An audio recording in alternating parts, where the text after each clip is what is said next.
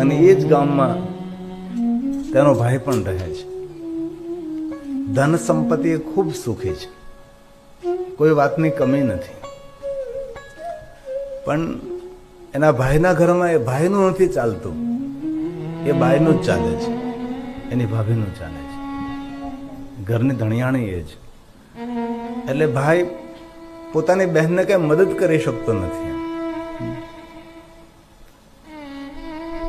ક્યારેક આ બહેન ભક્તિ એના ભાઈને ઘરે જાય છે તો પણ ભાભી તિરસ્કાર કરે છે. તેથી તેના ભાઈને ઘરે જવાનું પણ ટાળે છે. નિર્ધનતા, દરિદ્રતા પર સુંદર શાંતિમય જિંદગી જીવન જીવે છે. પણ ભક્તિને એક વાતનું ખૂબ દુઃખ હતું. તેના ભાઈને ઘરે ધન, સંપત્તિ, વૈભવ ખૂબ જ હતું, પણ તેના ભાઈના ઘરે સંતાન નહીં હતું. એનું દુઃખ આ ભક્તિને બહુ જ હતું. જ્યાં ધનના ઢગલા છે ત્યાં કોઈ ખાવા વાળું નથી, અને જ્યાં ધન નથી ત્યાં ટોળા ને ટોળા છે. સગા બેન ભાઈ છે, નાનપણથી માતા પિતા સ્વર્ગસ્થ થયા છે, તેથી નાનપણથી જ આ ભક્તિ દુઃખી છે. નાનપણથી પિતાની છત્ર છાયા જતી રહેલી, માની છત્ર છાયા જતી રહેલી, અને સાસરું પણ નિર્ધન છે. પતિ કર્મકાંડ પૂજા પાઠ કરે છે, એમાંથી જે કંઈ આવે છે સંતોષકારક પોતાનું જીવન ચલાવે છે. એમાં પુરુષોત્તમ માસ આવે છે, એટલે પુરુષોત્તમ માસનું વ્રત કરવા માટે આ ભક્તિ તૈયાર થાય છે કે ભગવાન પુરુષોત્તમનું વ્રત કરું તો મારી નિર્ધનતા, મારી દરિદ્રતા ઓછી થાય. અને પુરુષોત્તમનો વ્રત કરવાનો પણ એ મહિમા પણ છે કે જે કોઈ પુરુષોત્તમ માસમાં ભગવાન પુરુષોત્તમની પૂજા કરે, પુરુષોત્તમ ભગવાનની કથા શ્રવણ કરે, વિશેષ પ્રકારે પુરુષોત્તમ મહિનો નાય, તેની જે કાંઈ કામના હોય ભગવાન પુરુષોત્તમ પૂર્ણ કરે. આ મહિનો બહુ મહત્વનો મહિનો છે. તેથી આ મહિનામાં લોકો ખૂબ સત્કર્મ, પુણ્યકર્મ, ભક્તિ, સેવા બહુ જ કરે. એક દિવસ પણ ખાલી ન જાય. આપણે તો અહીંયા વિદેશીકરણ ને એમાં શહેરીકરણ, એટલે આપણને બહુ ખબર ન પડે. બાકી અત્યારે આપણે ભારતના ગામડાની અંદર જાય, ખાસ કરીને ગુજરાતના ગામડામાં જાય તો ખબર પડે કે પુરુષોત્તમ મહિનો ચાલી રહ્યો છે. ઘરે ઘરે સાધુ બ્રાહ્મણોને ભોજન થતા હોય, બાલિકા ભોજન થતું હોય, બટુક ભોજન થતું હોય, અનેક પૂજા અર્ચન થતા હોય. બ્રાહ્મણો બહુ જ કામમાં હોય. આજે ઘરે ઘરે ભગવાનની પૂજા પાઠ થતા હોય, યજ્ઞ યાગાદી. વધારેમાં વધારે લોકો આ મહિનામાં ખૂબ પુણ્ય કરે, પુણ્ય એકત્ર કરે. એમાં આ ભક્તિ તેને ભાભીને કહ્યું કે ભાભી તમારી પાસે બધું જ છે, પણ મારા ભાઈને ઘરે કોઈ સંતાન નથી, એટલે તમે પણ પુરુષોત્તમ માસનું વ્રત કરો. તો મન કમન કમ અને કીધું નણંદે, એટલે ભાભી પુરુષોત્તમ માસનું વ્રત કરવા માટે તૈયાર થાય. એ પણ પુરુષોત્તમ માસનું વ્રત કરે છે. આ ભક્તિ પણ પુરુષોત્તમ માસનું વ્રત કરે છે. પુરુષોત્તમ માસ પૂર્ણ થાય એટલે એમાં બ્રહ્મ ભોજન હોય, સૌ સગા કુટુંબ પરિવારને ભોજન કરાવવાનું હોય. તો ભક્તિની ઘરે તો કોઈ વ્યવસ્થા નહીં હતી કે નિર્ધન હતા, એટલે એને કઈ આ વ્રતનું ઉજવણું કરવા માટે કોઈ વ્યવસ્થા નહીં હતી. સંકલ્પ કરેલો ભગવાન કૃપા કરે ત્યારે જરૂર આપણે આ પુરુષોત્તમ માસનું વ્રત કર્યું છે તેનું ઉજવણું કરશું. અત્યારે કોઈ વ્યવસ્થા આપણી પાસે છે નહીં. તો આ ભાઈના ઘરે બહુ મોટો ઉત્સવ ઉજવાય છે. આખા ગામની અંદર ઘરે ઘરે નોતરા આપવા માટે, આમંત્રણ આપવા માટે આ ભાભી નીકળે છે, અને સૌને સાગમટે આમંત્રણ આપે છે. સૌને મારા ઘરે આવતીકાલે પુરુષોત્તમ માસ પૂર્ણ થાય છે એટલે સૌએ ભોજન કરવા માટે આવવાનું છે. એમાં ભાભી ભક્તિના ઘરે આવે છે, નણંદબાના ઘરે, કે તમારે પણ બધાને સગા સંબંધી આખા પરિવારના આગમટે ભોજન કરવા માટે આવવાનું છે. પણ શરત એક છે, બધા જમી લે પછી આવવાનું, અને હું બોલાવું પછી જ તમારે આવવાનું છે. જ્યાં સુધી હું બોલાવવા નહીં આવું ત્યાં સુધી તમારે આવવાનું નથી. ભિખારીની જેમ બધાની પહેલા આવીને જતા. આવા મેણા ટોણા મારતી ગઈ. શરમે ધર્મે માર તમને કહેવું પડે, આમ તો તમને કહેવાની જરૂર જ નહીં હતી. આવી રીતે આમંત્રણ આપતી ગઈ. છોકરાઓ બધું સાંભળ્યું એટલે છોકરાઓને ખૂબ આનંદ થયો કે આપણે આવતીકાલે મામાના ઘરે જમવા જવાનું છે.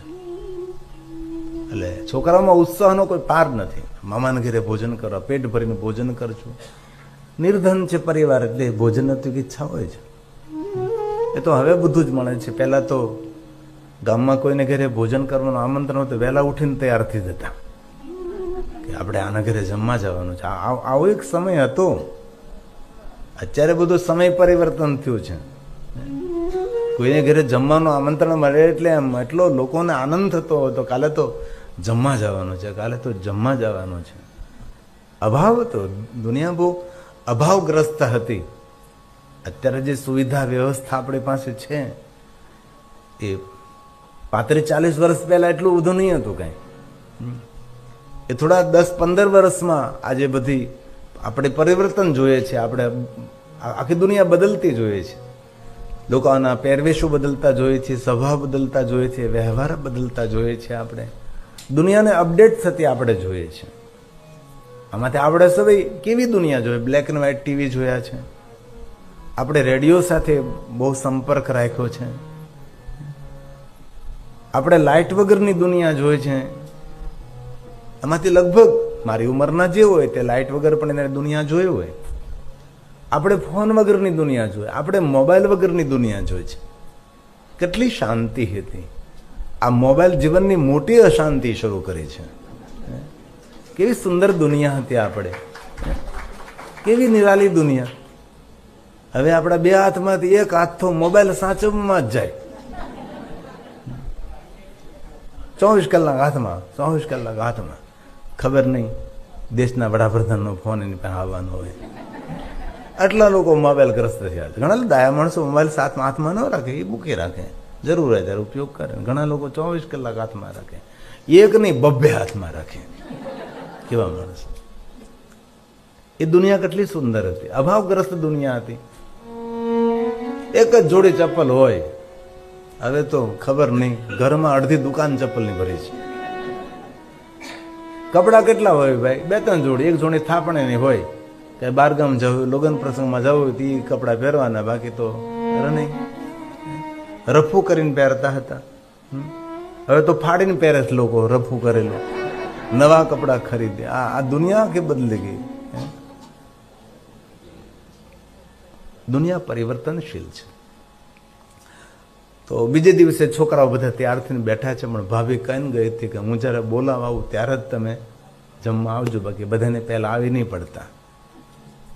એટલે પછી ગામના લોકોને જેને આમંત્રણ હતું બધા જમવા જાય ને એટલા બધા ટોળા ટોળા ભોજન ભોજન ભોજન, આખું ગામ ભોજન કરે. બપોર થઈ, અહીં કોઈ બોલાવા નહીં એવું. છોકરાઓ રાહ જોઈ જોઈને થાકી ગયા. આજ બપોરનું જમ્યા પણ નહીં કે આજે મામાના ઘરે જઈને પેટ ભરીને જમવું છે. સાંજ પડી ગઈ, ભાભી બોલાવા ના આવે. આખું ગામ જમી લીધું છે, સગા વાલા સૌ ભોજન કરી લીધું. છોકરાઓ રાહ જોઈ જોઈ અને થાકી અને ભૂખ્યા સૂઈ ગયા. ભાઈના ઘરે મોટો યજ્ઞ છે, ભાઈના ઘરે મોટો જગન છે, ગામ આખું જમે છે. ભાભીએ પુરુષોત્તમ માસનું વ્રત કર્યું છે. બહેનનો ખૂબ જીવ બળે છે કે ભાઈ આખા ગામને જમાડ્યા, એના ભાણેજરું તો ભૂખ્યા સૂઈ ગયા. પણ બહેન જાણતી હતી કે ભાઈને આ બાબતની કઈ ખબર જ નથી, કારણ કે ભાભી વિચિત્ર હતી. અને પેલાની ભાભીઓ એટલે તોબા તોબા. નણંદુય પાછી એવી જ માથાની. સાસુની તો જોડ ન જડે એવી દુનિયા હતી. સૌ પોતાના સ્વભાવથી ને વ્યવહારથી પરિચિત હતા કે આ સાસુ કહેવાય, નણંદ કહેવાય, આ ભાભી કહેવાય, આ જેઠાણી કહેવાય, દેરાણી કહેવાય. એવી એક દુનિયા હતી. અને અત્યારનો યુગ જીવવા જેવો છે. બધા લોકો આમ સાથે સંપીને હળી મળી અને બહુ પ્રેમથી સાથે રહેવા શીખી ગયા છે. પહેલા આવું સુંદર વાતાવરણ નહીં હતું. માનસિકતા બહુ લોકોની નબળી હતી. એમાં ભક્તિને ખૂબ દુઃખ થયું છે. મારા છોકરાઓ ભૂખ્યા સુઈ ગયા છે, શું કરી સવારે જાગશે? કોઈને ખબર ન પડે એમ આ ભક્તિ એના ભાઈના ઘરે જાય છે અને ઉત્સાહ છે ને આનંદ છે ને કીર્તન ભજન થઈ રહ્યું છે. જોયું ભક્તિ દૂરથી તો ભાઈના ઘરે બધા જ મસ્તીમાં છે, ભજન કીર્તન કરે છે, આનંદમાં છે. તો બધા જે મહેમાનો બ્રાહ્મણો આવ્યા હતા એને જે ભોજન કરેલી પતરાવળી પડી હતી, એક પતરાવળી ભોજન કરવાનું, તો બહાર ઢગલો પડ્યો હતો. ભક્તિ નક્કી કર્યું છોકરા સવારમાં ઉઠે તો એને કહી દો કે આ મામા આપણે ઘરે જમવાનું મોકલ્યું છે. એટલે આંઠું જૂઠું ભેગું કરવા લાગે. ઘણી બધી પતરાવળીઓ એનાથી ઉપાડી દીધી. જે ભોજન કર્યા પછી આંઠું જૂઠું વધ્યું હોય. પહેલા લોકો વાસણમાં આંઠું બહુ છોડતા, હવે તો થોડું પરિવર્તન. હવે લોકો તો જૂઠું નથી છોડતા. પહેલા યુગ તો એટલો બગાડ. આપણે લગ્ન પ્રસંગમાં કોઈ જગ્યાએ જમવા જતા તો છેલ્લે એક જણો નીકળે કે આંઠું જૂઠું વધુ ઘૂટું બધું એને નાખી દેવાનું. અડધા લાડવા હોય ને મોહનથાળના બટકા હોય ને જે થાળીમાં વધુ હોય એ બધું એ અંદર આપણે નાખી દે ને એ કોઈ લઈ જાય. પછી આવો એક યુગ હતો. એટલે પતરાવળીમાંથી બધું જ એને ભેગું કરીને થોડી પતરાવળી ઉપાડી આવી એઠી જૂઠી એના ઘરની અંદર, અને બધું ભેગું કરીને આઠ જૂઠું ભેગું કરીને તેને થોડી ભોજન માટેની તૈયારી કરી. ઢાંકી ઢૂંકીના ભક્તિ સૂઈ ગઈ કે છોકરા સવારમાં ઉઠે, ભૂખા ઉઠશે અને ઉઠતા જ કહે છે કે મામાને ઘરે જમવા જવાનું હતું, મામી બોલાવા ન આવી. તો શું તેને હું જવાબ આપીશ? તેથી બધું ભેગું કરીને રાખ્યું છે. સવારમાં વહેલી ઊભી થઈ છે. પતરાવળી બધી આઠી જૂઠી ઘરમાં પડેલી છે. ભક્તિ નથી એવું કે છોકરાઓ જોવે પેલા વહેલા ઉઠી આ પતરાવળી હું એક બાજુ નાખી આવું. છોકરાઓને ખબર ન પડે કે મારી માં મારા મામાને ઘરેથી આઠી જૂઠી જે પતરાવળી હતી એ બધું લઈ આવે છે. હાવરમ વહેલી ઊભી થાય છે. એ પતરાવળી લેવા જાય છે તો પતરાવળી કાંઈ ધાતુથી ચમકી રહી છે. અમને નવું લાગ્યું તો પતરાવળી તો કઈ રીતે, આ તો કોઈ તાંબા પિત્તળની હોય એવી રીતના ચમકી રહી છે. આ શું? એના જે પતિદેવ હતા તપોધનજી એને જગાડ્યા છે અને જોવે છે. તો તપોધને કહ્યું કે આ તો પતરાવળી બધી સોનાની પતરાવળી છે, આ ક્યાંથી તું લાવી છે? ક્યાંય ચોરી કરી છે? તો કે ના ના, મારા ભાઈને ઘરે આખું ગામ ભોજન કર્યું, બ્રાહ્મણોએ ભોજન કર્યું છે, તો બધી આઠી છૂટી પતરાવળી હતી, હું લઈ આવી છું આપણા ઘરે. અરે આ પતરાવળી તો બધી સોનાની છે. બંને પતિ પત્ની ને નવું લાગ્યું કે આ શું?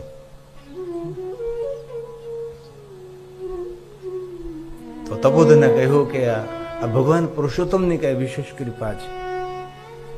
પણ ભક્તિ બહુ જ પવિત્ર હતી. અમારા ભાઈને ઘરેથી લાવી છું પતરાવળી, એટલે આ પતરાવળી ઉપર આપણો અધિકાર ન કહેવાય, એ તો મારા ભાઈનું કહેવાય. એટલે સવારમાં આટલી નિર્ધન ગરીબ હોવા છતાં આ પતરાવળી મારી ન કહેવાય, કારણ કે મારા ભાઈને ઘરેથી લાવી છું, એટલે આ પતરાવળી એમની કહેવાય. એટલે સવારમાં આ ભક્તિ એના ભાઈને ઘરે પહોંચી ગઈ.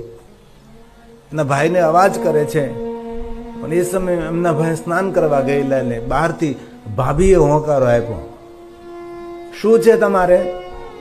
આ ઘરની ધણિયાણી હું છું, તમારા ભાઈ નથી. જે કઈ કેવું હોય મને કહી દો. નહીં ભાભી, તમને નથી કહું, મારા ભાઈને જ કેવું છે. એટલે ભાભીને એમ થયું કે આ ફરિયાદ કરવા આવી છે, કારણ કે એને ખબર હતી કે હું બોલાવા નથી ગઈ જમવા માટે. આગળ એમના ભાઈને કહી દેશે અને મને ઠપકો મળશે. એટલે અંદરથી ડરી ગઈ છે. એટલે બોલવા લાગી છે કે કાલ તો બધા તમે જમી ગયા, અત્યારમાં પાછું લેવા આવી ગયા છો, કાલનું જે કે ઘરમાં વધુ ઘટ્યું હોય, હું કાંઈ મારા રસોડે તાળો મારતી જ નથી. કાલ તો તમે પેટ ભરી ભરીને જમી ગયા છે, એક જણ 4 માણસોનું તમે ભોજન કરી ગયા છે.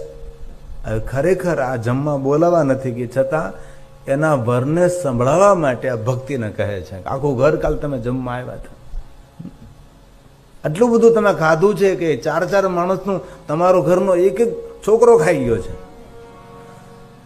ભક્તિ મનમાં કહે છે મારા છોકરાઓ ભૂખ્યા સૂઈ ગયા છે, પણ પોતાના ભાઈને ખબર ન પડે એટલે ભક્તિ મૌન રહે છે. ભાભી ખૂબ બોલે છે, બહુ જ બોલે છે. તમારા ભાઈને કાંઈ નથી કહેવાનું, જે કાંઈ કહેવું મને કહો. આ ઘરની કરતા હરતા હું છું, તમારા ભાઈ તો બસ કામ ધંધો કરે અને કમાણી કરે, ઘર તો મારે જ ચલાવવાનું હોય છે. આ ઘરમાં મારું જ ચાલે, બીજા કોઈનું ન ચાલે. આવું બોલવા લાગી છે. ભાઈ સ્નાન કરીને બહાર નીકળે છે અને કહે છે કે ભક્તિ, અત્યારમાં તું, કાલે તું જમવા આવી હતી, મને મળ્યા વગર જતી રહી. મારે ભાણેજરૂને દક્ષિણા આપી હતી, દાન કરવું છું, વસ્ત્રદાન કરવું છું, અને મને મળી પણ નહીં, તું જમીને જતી રહી. પણ ભક્તિ એક શબ્દ નથી બોલતી, કહેતી નથી કે મારા ભાભીએ મને આવું કહ્યું તો ભાઈ ભાભી વચ્ચે તિરાડ પડે, તો ભાઈના ઘરમાં મારી વિક્ષેપ ન કરે. ભક્તિ મૌન રહી છે. ભક્તિ કહે છે ભાઈ મારા ઘરે તમે ચાલો. ભાભી રોકે છે, ઘરે જવાની કાંઈ જરૂર નથી, જેવું હોય અહીં કહો. કાંઈ તમારે વધારે ખાવાનું લઈ જાવ તો ઘરમાં ઘણું બધું પડ્યું છે, અમારા રસોડે તાળો નથી, જેટલું લઈ જાવ તો લઈ જાઓ. કાલ તો તમે જમી ગયા, હજી પણ તમને ભૂખ નથી કે ભિખારા કરવા આવ્યા છો. આવું ઘણું બધું બોલે છે. ભક્તિ મૌન રહી છે. એક જ વિનંતી કરી, ભાઈ તમે મારા ઘરે ચાલો. ભલે બેન આવું છું. સવારમાં ભક્તિ તેના ભાઈને લઈને પોતાના ઘરે આવે છે. અને ભક્તિ બધી જ વાત કરે છે. ભાઈ કાલે મારા ભાભી આવ્યા હતા, અમને સૌને સાગમટે ભોજનનું આમંત્રણ આપવા માટે, પણ એવું કહીને ગયા હતા કે હું જ્યારે બોલાવવા આવું ત્યારે જ તમે ભોજન કરવા આવજો, ત્યાં સુધી તમે જમવા નહીં આવતા. એટલે સવારના છોકરાઓ રાહ જોતા હતા કે મામાને ઘરે જમવા જવાનું છે, મામાને ઘરે જમવા જવાનું છે. ભાઈ સાંજ સુધી રાહ જોઈ, પણ કોઈ બોલાવા ન આવ્યું. એટલે ભૂખા મારા છોકરા રાત્રે સૂઈ ગયા. તમારા ઘરે આખું ગામ ભોજન કર્યું છે, સૌ ભોજન કરીને જતા હતા, એટલા વખાણ કરતા હતા ભોજનના, અમે સાંભળતા હતા. પણ શું કરીએ, ભાભીએ કહ્યું હતું કે જ્યાં સુધી હું બોલાવા ન આવું ત્યાં સુધી તમારે ભોજન કરવા આવવાનું નથી, બધાને પહેલા આવીને બેહીને જતા. આવું કહીને ગયા હતા. એટલે મારા છોકરાઓ બધા સાંજે ભૂખ્યા સૂઈ ગયા. એટલે ભાઈ મોડી રાત્રે બધું શાંત થઈ ગયું પછી તમારા ઘરે આવી હતી, તમે બધું ભજન કીર્તનમાં બધા ગૂંચવાયેલા હતા, એટલો આનંદ થતો હતો, એટલો ઉત્સાહ હતો. એટલે કોઈનું ધ્યાન ન પડ્યું એમ હું તમારા ઘરની આગળ જે એઠી જૂઠી પતરાવળી હતી એ બધી મારા ઘરે લઈ આવી. ઘણા લોકોએ મને જોયું, પણ બધાને એમ લાગ્યું કે એઠું જૂઠું ઉપાડવા વાળી કોઈ બાઈ છે, એટલે મને કોઈ ઓળખી નહીં.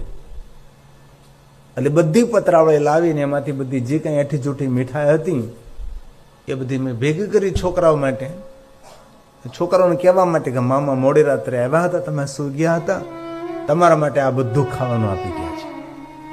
છોકરાને દુઃખ ન થાય એટલા માટે. પણ ભાઈ આ તારા ઘરેથી સાંજે હું પતરાવળી લાવી છું, પતરાવળી જોવા ભાઈએ જોયું તો ભાઈ કહે બહેન આ પતરાવળી તો બધી સોનાની છે.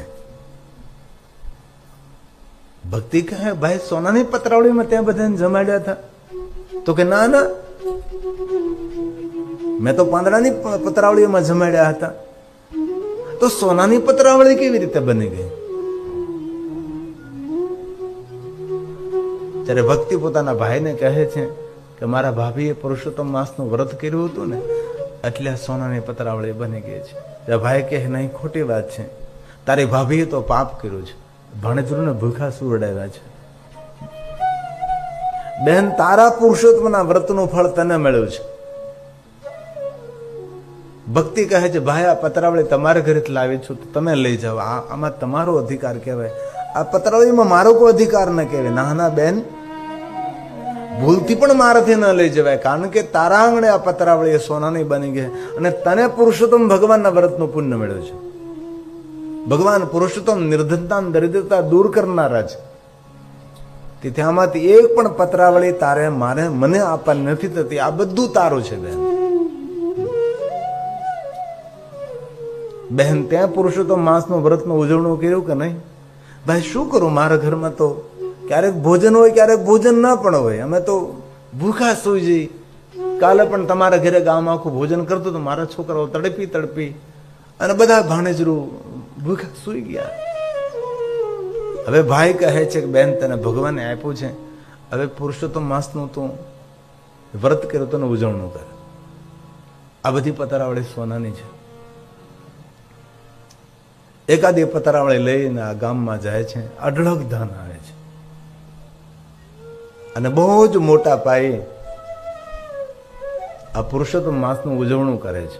ગામ આખાને જમવા આપે છે અને ભક્તિ તેના ભાઈને ઘરે પણ આમંત્રણ આપવા છે અને ભાભીને પણ કહે છે કે ભાભી તમારે પણ અમારા ઘરે પરિવાર સાથે સૌ તમારા સગા સંબંધી કુટુંબ પરિવારને બોલાવી લેજો, બધાએ જમવા આવવાનું છે. ભાભીને તરત શંકા પડી કે ભક્તિના ઘરમાં તો ખાવા ખીચડી નથી. મોટે પાયે પુરુષોત્તમ માસનું ઉજવણું કરે, જરૂર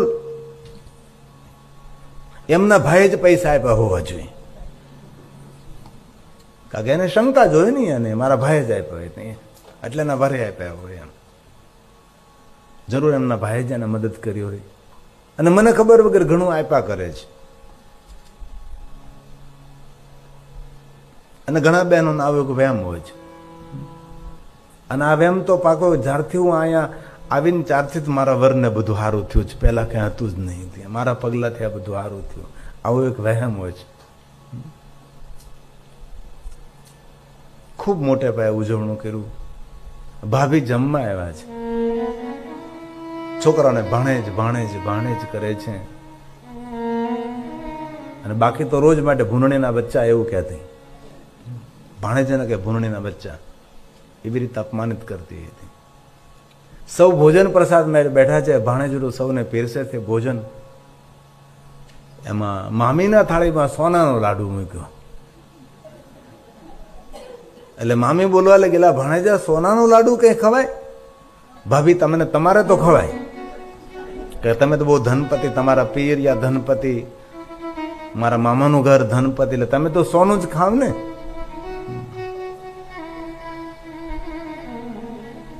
ત્યારે મામીના પસ્તાવાનો કોઈ પાર નથી રહ્યો અને મામીને પોતાની ભૂલ સમજાય છે અને પોતાની નણંદની ક્ષમા માગે છે કે નંદબા મને માફ કરી દો, મને સમજાણો કે મેં જે વ્રત કર્યું છે તેમાં ભાણેજરૂને મેં ભૂખા સુવડાવ્યા, મેં તમને અનેક મેણા ટોણા માર્યા, મેં તમને અનેક તિરસ્કાર આપ્યો, હવે મને ક્ષમા કરી દો. ત્યારે ભક્તિ કહે છે કે ભાભી આ મારા ભાઈની કૃપા છે, સારું થયું તમે મને અમને જમવા ન બોલાવ્યા. મારા ભાણેજરું બધા જ ભૂખ્યા સુઈ ગયા છોકરાઓ, અને જો તમે જમવા અમને બોલાવ્યો, તમે માન સન્માન જમાડ્યા હોત તો આજે આ ઉજળા દિવસો અમને ન મળત. તમે અમને બોલાવ્યા નહીં ભોજન માટે, મારા છોકરાઓ ભૂખ્યા સુઈ ગયા, એટલે હું રાત્રે તમારા ઘરે મોડી રાત્રે આવીને હું તમારા ઘરેથી એઠી જૂઠી બધી પતરાવળી લઈ ગઈ અને મારા ઘરે હું પતરાવળી લાવી અને ભગવાન પુરુષોત્તમે મારા પર કૃપા કરી. તમારા ઘરેથી લાવેલી બધી પતરાવળી એ સોનાની થઈ ગઈ અને પુરુષોત્તમ ભગવાને મારી નિર્ધનતા દૂર કરી છે. ભાભી એવું તો થઈ શકે, એમાં શું એ બધું ભૂલી જવાનું હોય? માન સન્માન તિરસ્કાર બસ ભગવાન